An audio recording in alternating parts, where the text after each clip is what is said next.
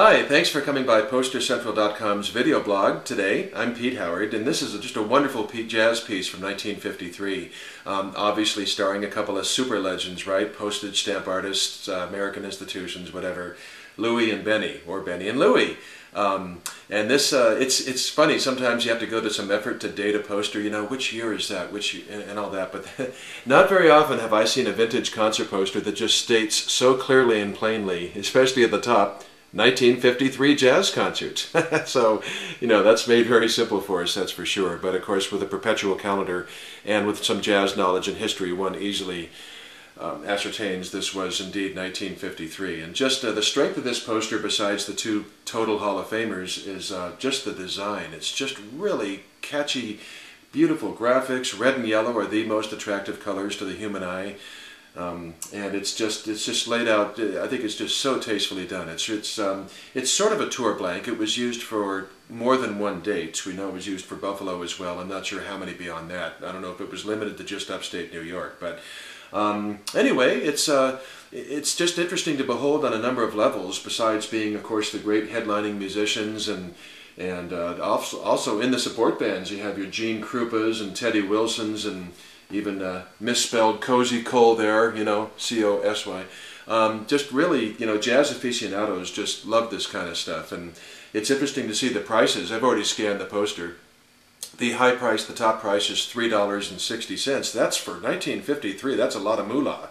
But with 15 musicians mentioned on the poster and probably more in the background, this was actually considered an expensive tour.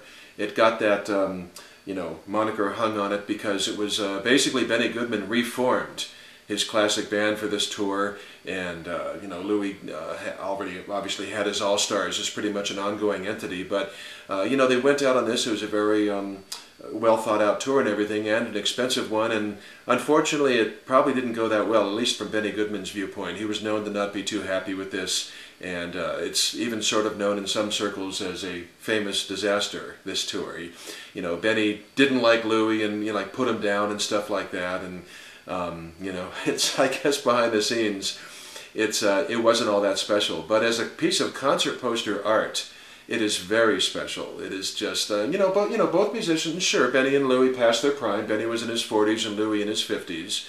And they were both huge, Louie in the 20s and both of them in the 30s and 40s and stuff. And Benny, of course, had his 1938 jazz concert at Carnegie Hall, which was very famous. But it just works as a poster, doesn't it? It just works. It's a great piece. You know, it's a 14 by 22 inch cardboard window card, and the promoter, or one of the people involved, saved a few, so it's not unique or something. There are a few beautiful mint copies out there like this, but it's just, I think it's for the ages. I think it's great.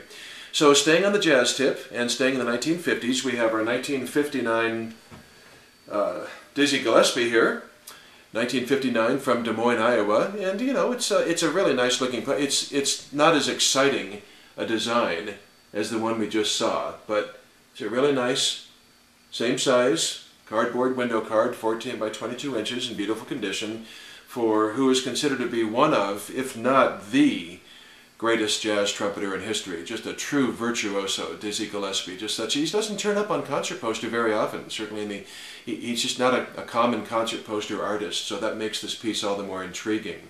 And Dizzy, of course, famous for his horn-rimmed glasses and huge puffy cheeks when he would play, and his bent trumpet. And the photo, of course, on this poster is evidences only the bent trumpet, not the puffy cheeks or the glasses. But that's okay. And everybody knows Dizzy, of course, just a major architect of the famous bebop style, along with Charlie Parker a number of years earlier. But Des Moines, Iowa, you know, a simple Midwestern concert poster with a nice picture of the Diz, and tickets $1.50, couldn't beat it, you know. And this being 1959, the very next year, 1960, Downbeat magazine inducted Dizzy into their Jazz Hall of Fame. So pretty cool timing in Dizzy's career too, although not during the bebop era. So there you have it, a couple of really cool 50s cardboard window cards, jazz concert posters that both they have a lot of strengths going for them. That's what I try to do, is just show you posters with their strengths. So not the boring stuff, and neither one of these were. So thanks a lot for coming by. Hope you enjoyed it, and we'll see you next time. Bye bye.